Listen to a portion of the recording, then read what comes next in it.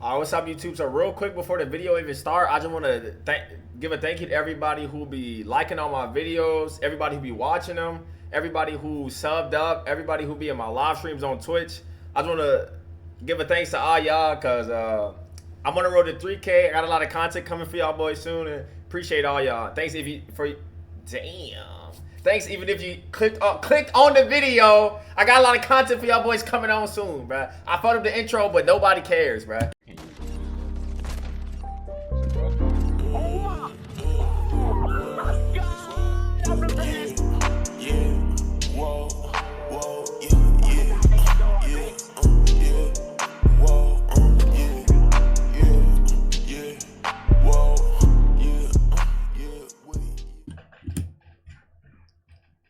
iShowSpeed could be the fastest growing YouTube streamer in history. He is now sitting at over 4 million subscribers, and just 1 year ago he had 10,000. The 17-year-old Cincinnati, Ohio native has dominated the platform, even at one point gaining 1 million subscribers in about 6 days. He has built some sort of a toxic and high-stress community that at times can push him to his limits, but this may not be all his fault. I mean, after all, live streaming in general can attract some of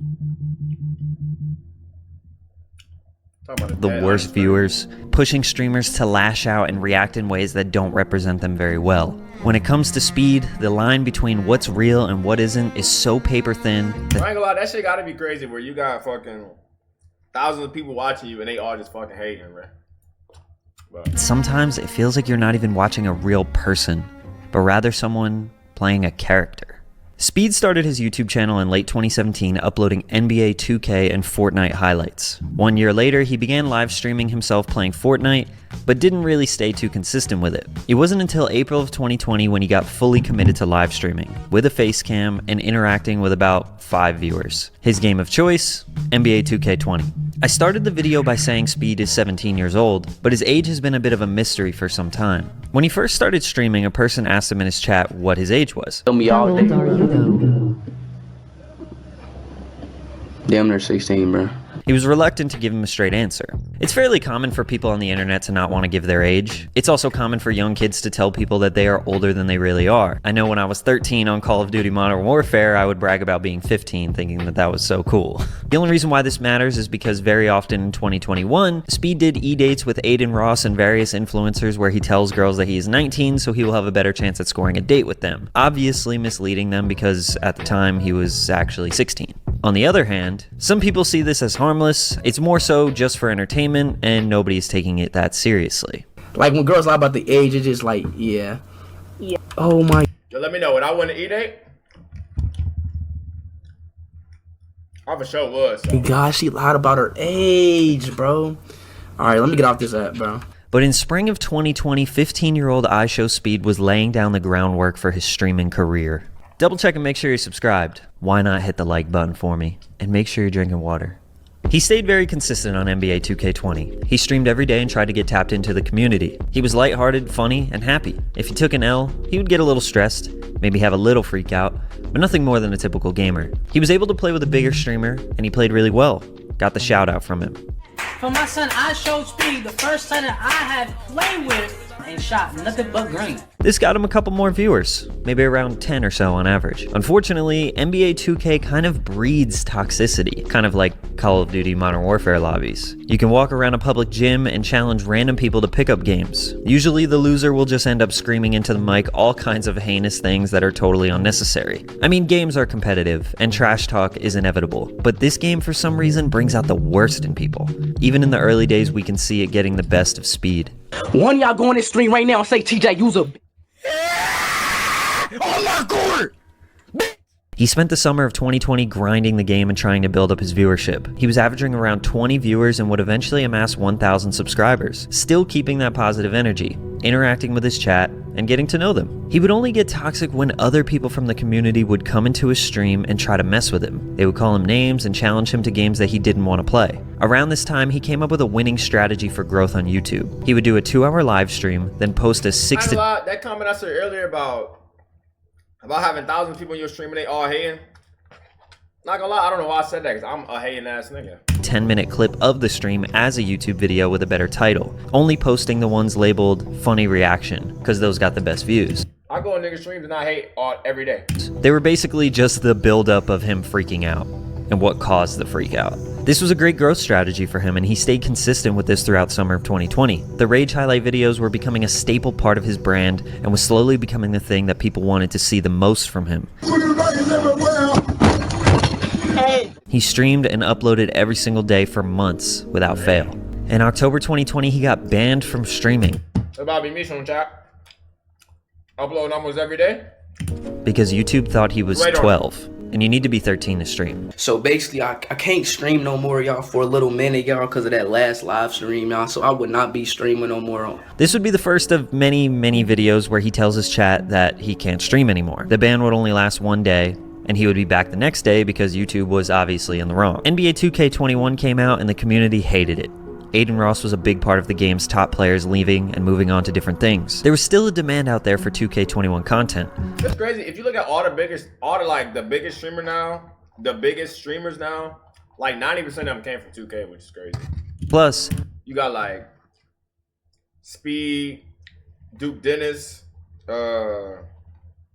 Aiden, bro, like all of them came from Speed would play as a unique position, a post scorer. Most content creators didn't play as this position. He figured out a way to be different, and that's what got him attention. At the turn of the year, things started to change a little bit. He was still a bright, positive, happy-go-lucky guy, but his rage moments were getting more and more apparent. Now he even had a person consistently commenting on his videos, time-stamping when he would have a freak out, which was making the audience just skip to those moments instead of watching him play normally.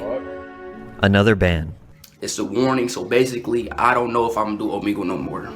This video got him the most views that he ever got thus far, and again, he was back the next day. You'll notice this become a trend. For the first half of 2021, Speed just kept on being consistent with streaming. He experimented with horror games and Fortnite, but 2K was still his go-to. One thing that started happening that still does to this day is Speed being a victim of DDoS attacks. Basically, hackers who get his IP address, either by knowing where he lives in real life, or maybe he somehow leaked that information, they have the ability to overload his internet so his stream lags super hard, making him— Yo, chat, if y'all know any DDoSers, DM me, bro. There's this fuck nigga named Kale. Nigga gotta get booted, bro. unable to stream. Every single time this would happen, Speed would run to make his broken heart videos of him very upset. How do I change my IP? I cannot stream whoever is booting me. Please stop. Hit me up on Twitter, IG. We can figure something out. If it isn't obvious why I call them broken heart videos, because he puts a little emoji in there every time, he would beg these people to stop. It seems like at this time— I'm on real, that's low-key fucked up though. You trying to stream, play the game, niggas is booting you off the game. he couldn't really handle the trolling. Rushing to post these broken heart videos are obviously going to fuel even more attacks. It makes him feel like they won. Or his responses were for comedic purposes. They dropped this nigga IP in Omegle.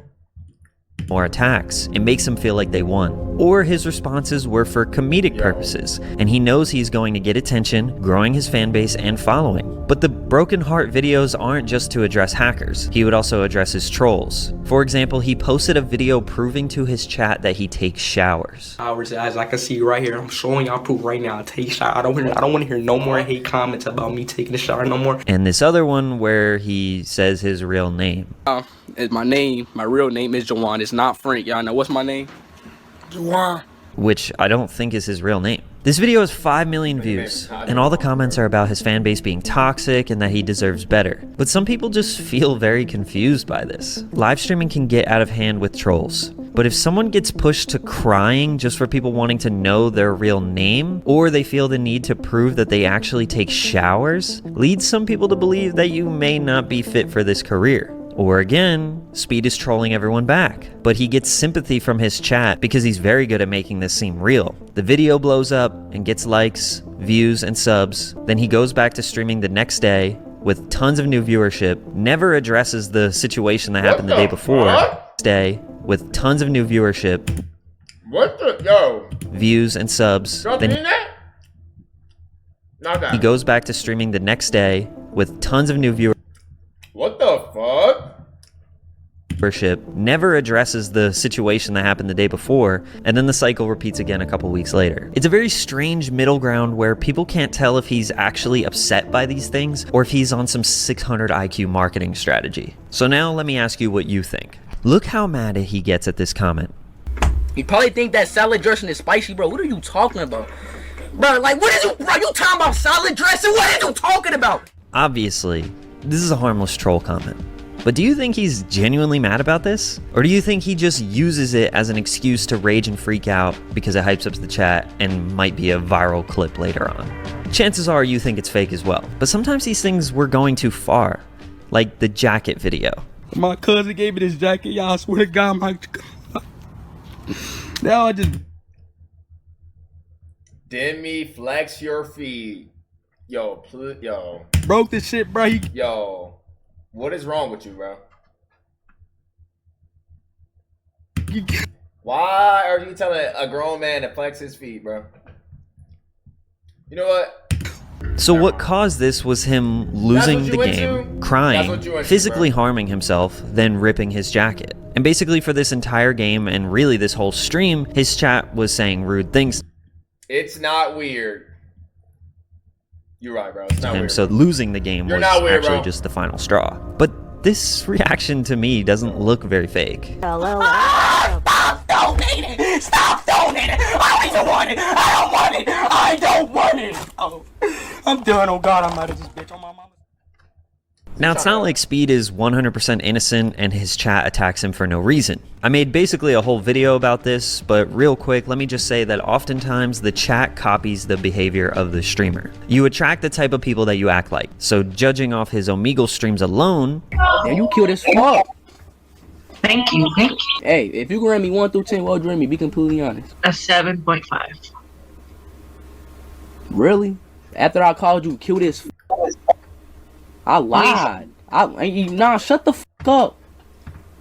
I lied to you and you gonna give me a 7.5? There are specific people that want to watch this content. Generally toxic people. Even if he's joking and he's just playing around or whatever, he's got a little edgy sense of humor, that's fine. But you're still gonna attract people who just genuinely want to see you bully people and be toxic all the time. So if you just want to have a normal stream, but the chat wants you to be toxic, they are going to take it out on you. Basically, his live streams from here on out would be him playing a game, chat torments him and says a bunch of annoying stuff, and then he handles it well. But about 20 minutes in, he'll have a rage moment. Then slowly rage more and more until he loses a game and ends the stream. Some days he handles the chat better than others, but every stream is filled with people trying to get him to freak out. I haven't really talked that much about his chat, but as it multiplied by the thousands, it got super toxic. Like the things they would say to him, whether it was just in the chat. It's crazy how he used to just like play 2K and now he's like a international, like, you feel me? Chat or through donations is bad, terrible. So bad, I don't even feel comfortable putting clips of them in this video. And obviously he can't control what they say. People will figure out a way to say terrible things no matter what. So leaning into the freakouts and rage moments became a double-edged sword for him because they were genuinely pissing him off some days, and other days he is just trolling them back. Either way, it's a high-stress situation. Blood pressure goes up, heart rate goes up. It's not a good long-term strategy. But Speed is not even close to the first person to use freakouts as a way to grow. Freakouts and rage moments have been a huge part of live streaming forever since video games are so damn frustrating. Flight Reacts, Pooh Gotti, and even Aiden Ross mastered the art of the freakout as a growth strategy. Keep licking your lips. Bro. What is even wrong with you, bro? Flex your feet. Keep licking your lips. Yo. I don't even know. Anyways, for spring of 2021, he kept that same cycle of consistent streaming, rage moments. Somebody tell me, what do you even say to that? Flex your feet. Keep licking your lips. What do you say to that, bro? And broken heart videos. He had around 50,000 subscribers and was averaging more than 1,000 or so people in his chat. His viewers started clipping his freakouts and funny moments and posting them on TikTok. It got to the point where multiple pages have built big followings just by posting his freakouts. And the amount of views they were getting are just staggering. I think it also helped that Aiden Ross was peaking at this time. He created an audience of people who like edgy humor, and live streaming in general was peaking at this time. So Speed provided something that was similar, but in his own unique way. In fact, he actually started a new trope that people really liked. Barking. Yes, Speed started barking. But nobody likes the barking, bro. Speed is funny as fuck, but nobody likes the barking. When he got angry. which were some of the most popular clips that went They do. viral on It's a TikTok. little The TikTok kid, clips bro. got a ton of new people interested in him. It made him grow faster than ever. In March, April, and May, he jumped from around 50,000 subscribers to 300,000 subscribers. But it was in June where it all culminated into something huge. He started putting his subscriber count on the screen and basing his stream around how fast he was growing because he was gaining subscribers really quickly. On June 22nd, he did his 400K stream, where he just kind of passed time waiting for him to hit the new milestone. When he was about to hit it, a ton of people watching started unsubscribing, hoping for a freak I out, remember in that, which actually. he did a little bit. Then 2 days later, he was about to hit 500,000 subs. Same thing happened. He got close, they would unsub, he freaks out, and everyone loves it. It became this little game, watching his sub count go up and up. 3 days later, 600K stream. Then the next day, 700K. He went to bed and woke up on June 29th to find out that he was about to hit 800,000 overnight. So he went live that morning. Then later on in that same day, maybe 12 hours later, he was about to hit 1 million subscribers. In 24 hours, he gained 300,000 subscribers. And if you thought that was crazy, the very next day, June 30th, he hit 1.5 million subscribers. Obviously, Speed put in a ton of work until this point, but he also got a little lucky that hundreds of thousands of people were eager to see his reactions. As his sub count went up, it became sort of a game for people. It slowed down a little bit at the 1.5 million mark, but by the middle of July, he hit 2 million subscribers, meaning that in about 3 weeks, he went from 300K to 2 million. Call it luck, call it a meme, call it whatever you want, but at this point, he was still growing like crazy. And Not gonna lie, you cannot call that luck, bro. 300K to 2 mil in 3 weeks? Bro, you cannot entertaining the millions of people that subscribe to him. So clearly, he took advantage of the situation and maintained their interest. After this, Speed was done with NBA 2K. He outgrew the game so fast. He knew that these people wanted him to be as crazy as possible all the time, so that's what he gave them. He also Yo, chat, should I stop playing 2K? Should I pack it up? Hang up my jersey?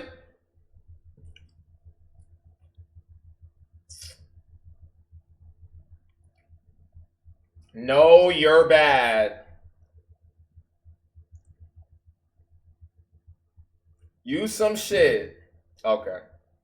Way to hype me up, bro.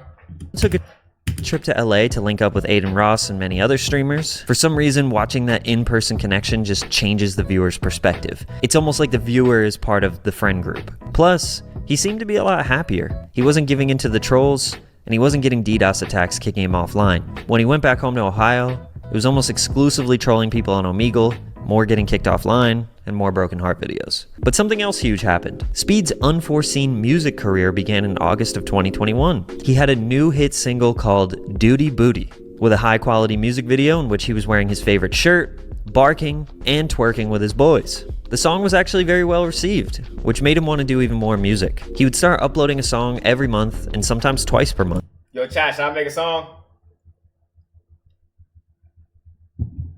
Now with over 1 million monthly listeners on Spotify, tens of millions of views on YouTube, can't clearly his rap. fans are loving his music. And truthfully, it's not that bad. He has a lot of potential. Definitely a lot of questionable No, you're not Speed.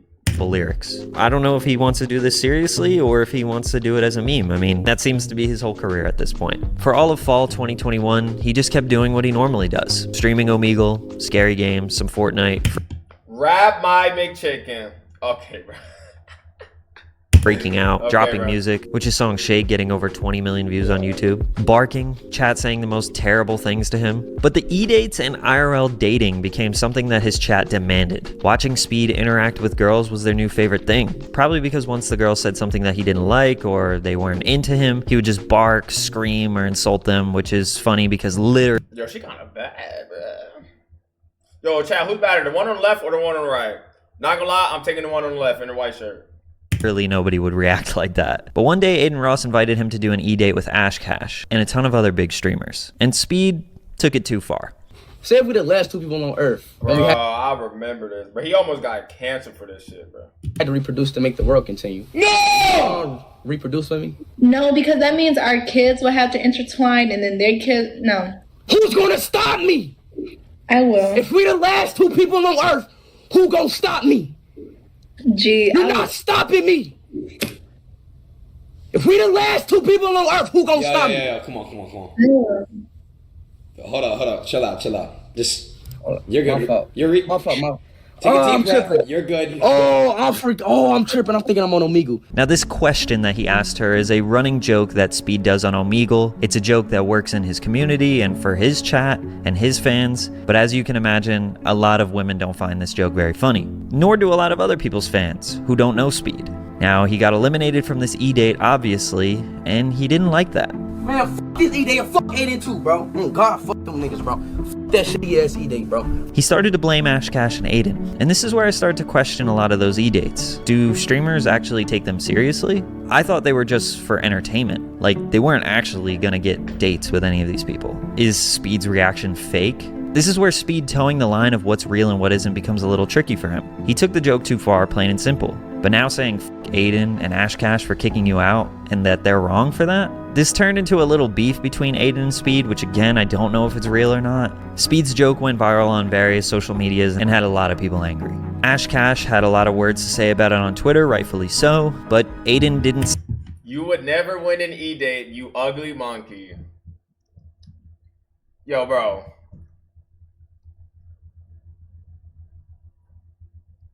Alright.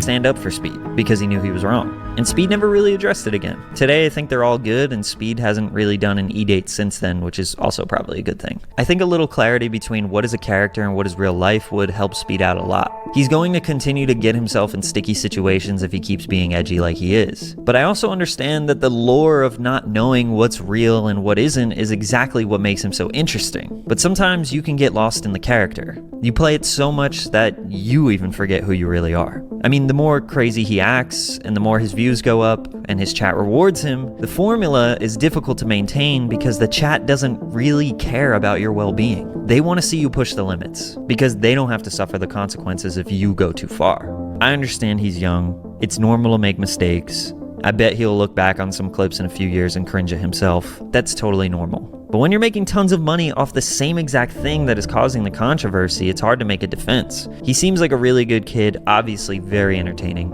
and not bad music either. I would hate to see him get lost in this character that he built, but I wish the best for him. And I most definitely can't knock the hustle, because 4 million subs in 1 year is insane. But maintaining that high stress, chaotic, and angry character just doesn't really seem like it can last that long. I mean, look at Roy Purdy, who built a brand of being positive, happy-go-lucky, dancing, smiling, wearing bright colors. Millions of people around the world loving him for his positive energy. And even he had a tough time maintaining that. But if you want to hear more about that story, check out this video right here. Drink water.